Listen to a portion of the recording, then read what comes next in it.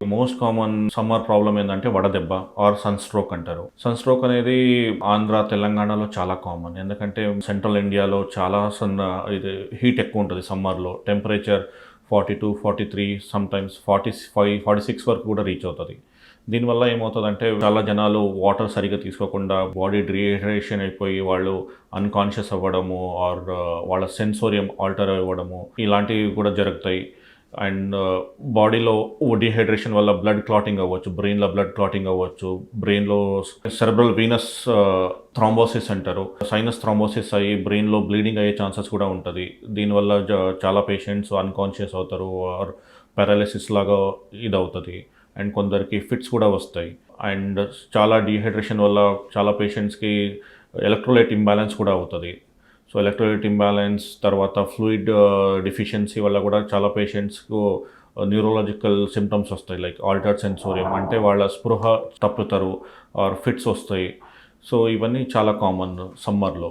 So, దీనికి ఎలా మనము ప్రివెంట్ చేయాలి అంటే ఒకటి ఎక్కువ ఎండలో ఎంతవరకు వెళ్ళడం అవాయిడ్ చేయాలి. వెళ్తే కూడా అంబ్రెల్లాస్ యూజ్ చేయడము అండ్ వాటర్ ఇంటేక్ ఎక్కువ తీసుకోవడము. ఓన్లీ వాటర్ కాకుండా దాంతోని ఎలక్ట్రోలైట్స్ కూడా అంటే ఓఆర్ఎస్ ఆర్ కొబ్బరి బోండము ఆర్ లెమన్ జ్యూస్ ఇవన్నీ ఎక్కువగా వాడాలి to prevent electrolyte deficiency. Electrolytes అంటే సోడియం, పొటాషియం డెఫిషియన్సీ ప్రివెంట్ చేయడానికి ఫ్లూయిడ్స్ ఎక్కువ తీసుకోవాలి.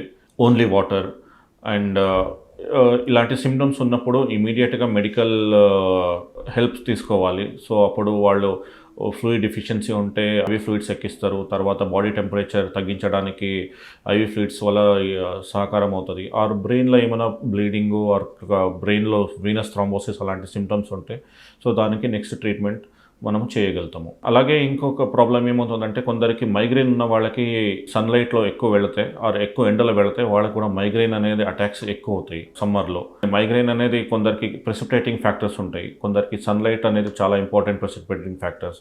అలాంటి వాళ్ళు ఈ సమ్మర్‌లో బయటకి వెళితే వాళ్ళకి ఈ మైగ్రేన్ అనే ప్రెసిపిటేట్ అయ్యే ఛాన్సెస్ చాలా ఎక్కువ ఉంటాయి. సో, అలాంటి వాళ్ళు కొంచెం అంబ్రెల్లా ఆర్ ఇది అవాయిడ్ బయట వెళ్ళడం అవాయిడ్ చేయాలి. అలాగే వాళ్ళకి రెగ్యులర్‌గా ప్రిస్క్రైబ్ చేసిన మెడికేషన్ రెగ్యులర్‌గా దగ్గరగా పెట్టుకోవాలి అండ్ రెగ్యులర్‌గా వాడాలి.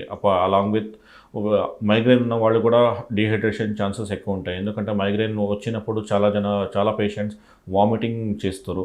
సో, వామిటింగ్ వల్ల కూడా డీహైడ్రేషన్ అవుతది. అలాంగ్ విత్ బయట ఉన్న ఎండ వల్ల. సో, అలాంటి పేషెంట్స్ ఎక్కువ ఫ్లూయిడ్ ఇంటేక్ తీసుకోవాలి. ప్లస్ వాళ్ళ రెగ్యులర్ మెడికేషన్ అనేది రెగ్యులర్‌గా వాడాలి. తప్పకుండా వాడాలి వాళ్ళు. తలనొప్పి ఆర్ వామిటింగ్ ఇలాంటి అస్సలు తగ్గట్లేదంటే అలాంటి వాళ్ళు ఇమ్మీడియేట్‌గా మెడికల్ హెల్ప్ తీసుకోవాలి. అలాంటి పేషెంట్స్‌లో బ్రెయిన్‌లో clotting or venous sinus thrombosis అనే ఛాన్సెస్ ఎక్కువ ఉంటది.